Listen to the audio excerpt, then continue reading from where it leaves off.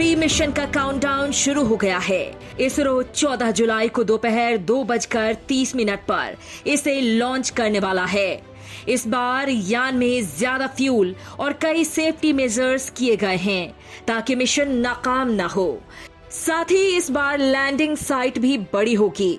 दोस्तों, वैसे ना सिर्फ भारत बल्कि अमेरिका से लेकर चीन तक अंतरिक्ष की तरफ बढ़ने वाला हर देश चंद्रमा पर पैर जमाना चाहता है। लिहाजा दोस्तों, आपके लिए भी चंद्रयान 3 की तैयारियों के बीच ये जानना बेहद अहम है कि आखिर चंद्रमा पर खोज मानव जाति के लिए इतनी महत्वपूर्ण क्यों है। आखिर क्यों ये तमाम एजेंसियां एक के बाद एक चंद्रमा पर मिशन भेज रही हैं? और सबसे बड़ा सवाल ये है कि आखिर भारत का इसरो ही क्यों रॉकेट की खास तकनीक का यूज करता है।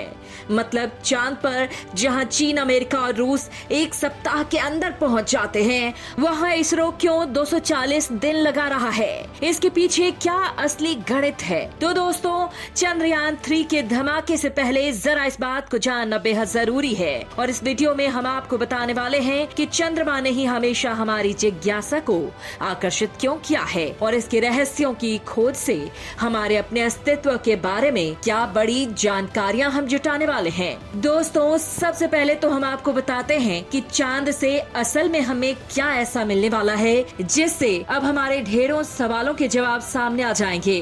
तो दोस्तों, हर कोई जानता है कि चंद्रमा पृथ्वी से ही बना है, लिहाजा ये पृथ्वी की शुरुआती इतिहास के एक भंडार के रूप में कार्य करता है।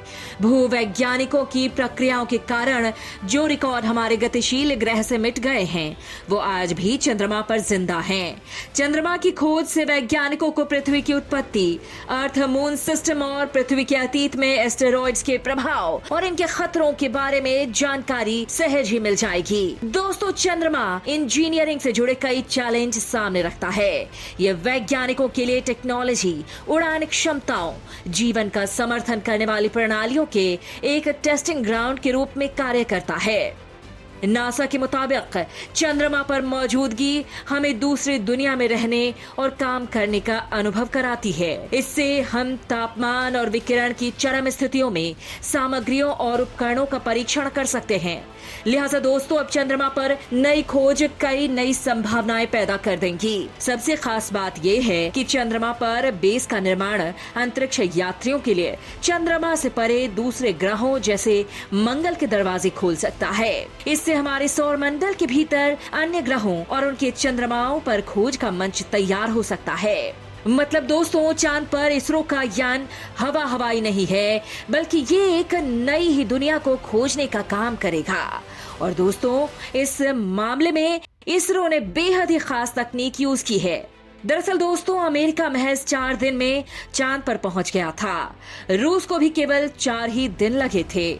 चीन को भी 4 दिन और 12 घंटे लगे थे। लेकिन अब बात आती है भारत की, तो भारत का चंद्रयान 3 चांद पर पहुंचने में 42 दिन लगाएगा। लेकिन ऐसा क्यों? आपको भी ये सोचकर आश्चर्य हो रहा होगा कि भारत इतना टाइम क्यों लगा रहा है। चंद्रयान 3 मिशन को इतने ज्यादा दिन यानी 42 दिन क्यों लग रहे हैं, जबकि अमेरिका और रूस जैसे देशों ने 50 साल पहले ही चांद की दूरी महज 4 दिनों में तय कर ली थी। और अगर चीन की बात करें तो चीन ने भी ये दूरी सिर्फ और सिर्फ 4 दिन में ही पूरी कर ली थी।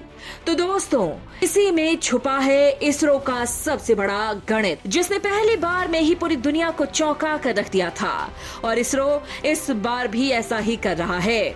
पूरी कहानी बताते हैं। दरअसल दोस्तों, 1959 में तत्कालीन सोवियत संघ यानी रूस ने चांद पर अपना मिशन लुनार 2 भेजा था। वो महज 34 घंटों में ही चांद पर पहुंच गया था। और ठीक 10 साल बाद 20 जुलाई 1969 को अमेरिका ने अपना अपोलो 11 मिशन रवाना किया। तो ये पहला मौका था जब इंसान चांद पर उतरा था। इस मिशन को चांद पर पहुंचने में भी केवल 4 दिन 6 घंटे 45 मिनट का ही वक्त लगा। 2006 में नासा का न्यू होराइजन प्लूटो मिशन चांद पर 8.5 घंटे में पहुंचा। उसके बाद वो प्लूटो की ओर बढ़ गया। तो वहीं यूरोपीय स्पेस एजेंसी ने 2004 में स्मार्ट 1 लूनर प्रोब मिशन भेजा था, जिसको चांद पर पहुंचने में 1 साल 1 महीना और 2 हफ्ते लगे थे। तो वहीं चांद पर पहुंचने में चीन के चैंगजे 1 को महज 4 दिन और 12 घंटे लगे थे। तो वहीं हाल ही में नासा ने जिस आर्टेमिस 1 को लॉन्च किया उसने भी इतना ही समय लिया था।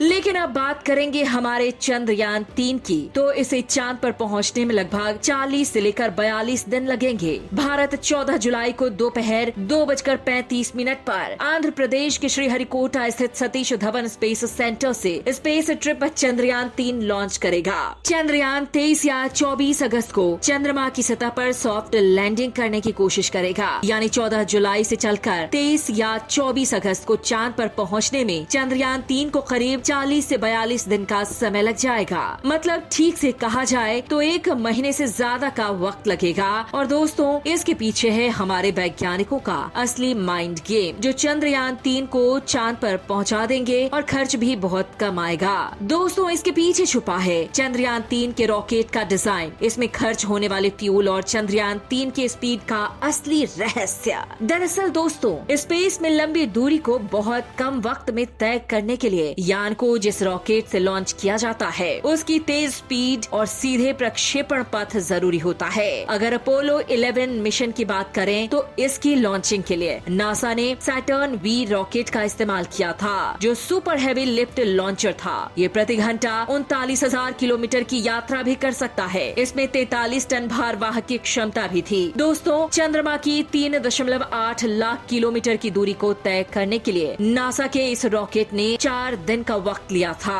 हालांकि इसमें नासा को बहुत बड़ी कीमत भी चुकानी पड़ी थी। उस दौर में नासा ने $185 मिलियन की रकम खर्च की थी। और दोस्तों, अब अगर हम भारत की बात करें तो पहली बात यह है कि भारत के पास आज भी इतना ताकतवर रॉकेट नहीं है। दूसरा, उस तरह के रॉकेट के लिए बहुत ज्यादा पैसे भी खर्च करने पड़ते हैं और उतना बजट भी इसरो के पास नहीं है। लेकिन चांद पर जाना है, मिशन भी पूरा करना है, और इसे ही असल में दिमाग कहते हैं कि कम खर्च में बहुत ही उम्दा काम किया जाए। और इसरो ने यही काम किया है। दोस्तों, इसरो ने अंतरिक्ष में सीधे रूट की बजाय चक्रीय रूट को चुना है, ताकि रॉकेट की फोर्स की बजाय पहले धरती के गुरुत्वाकर्षण शक्ति का फायदा उठाया जा सके और फिर चांद और धरती के बीच में पहुंचकर रॉकेट को फिर से ऑन करके चांद के ऑर्बिट में पहुंचकर चांद के गुरुत्वाकर्षण बल का फायदा लिया जाए। दोस्तों, चंद्रयान 3 को लेकर जाने वाला रॉकेट LVM-3M4 8 टन तक वजन कैरी कर सकता है, लेकिन ये अमेरिका के सैटर्न वी के मुकाबले बहुत ही कम है। हालांकि चंद्रयान 3 का टोटल वजन 3,900 किलोग्राम ही है, लिहाजा ये रॉकेट वजन कैरी करने के मामले में सफिशिएंट है। लेकिन अगर चांद पर पहुंचने वाले टाइम की बात करें तो ये रॉकेट के साथ साथ इसको ऊर्जा देने वाले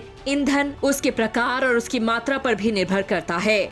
तो इसी के हिसाब से चांद पर जाने वाले रूट को तय किया जाता है। जितने कम दिनों में चांद पर ये पहुंचना चाहेंगे उतना ज्यादा ईंधन जलेगा और उतना ही ज्यादा खर्चा भी आएगा। फॉर एग्जाम्पल, अगर बात की जाए भारत की, तो जिस LVM-3M4 रॉकेट का इस्तेमाल यहाँ पर किया जा रहा है वो पहली बार इंसान को चांद पर ले जाने वाले रॉकेट सैटर्न 5 के मुकाबले बहुत ही कम शक्तिशाली है, लेकिन इस पर खर्चा भी बहुत कम आएगा। जी हाँ, दरअसल कम शक्तिशाली और छोटे रॉकेट चांद तक पहुंचने के लिए चांद और पृथ्वी दोनों के गुरुत्वाकर्षण खिंचाव का इस्तेमाल करते हैं और इसी वजह से उनका ज्यादातर समय इन दोनों की परिक्रमा करने में बीत जाता है। इसमें ईंधन की अगर बात की जाए तो बहुत ही कम ईंधन इसमें खर्च होता है। तो चंद्रयान 3 भी इसी तरह से चांद पर पहुंचेगा और यही वजह है कि इसको चांद पर उतरने में करीब 40 से लेकर 42 दिन तक लग सकते हैं। इसरो ने चंद्रयान मिशन पर महज 620 करोड़ खर्च किए हैं। इसमें से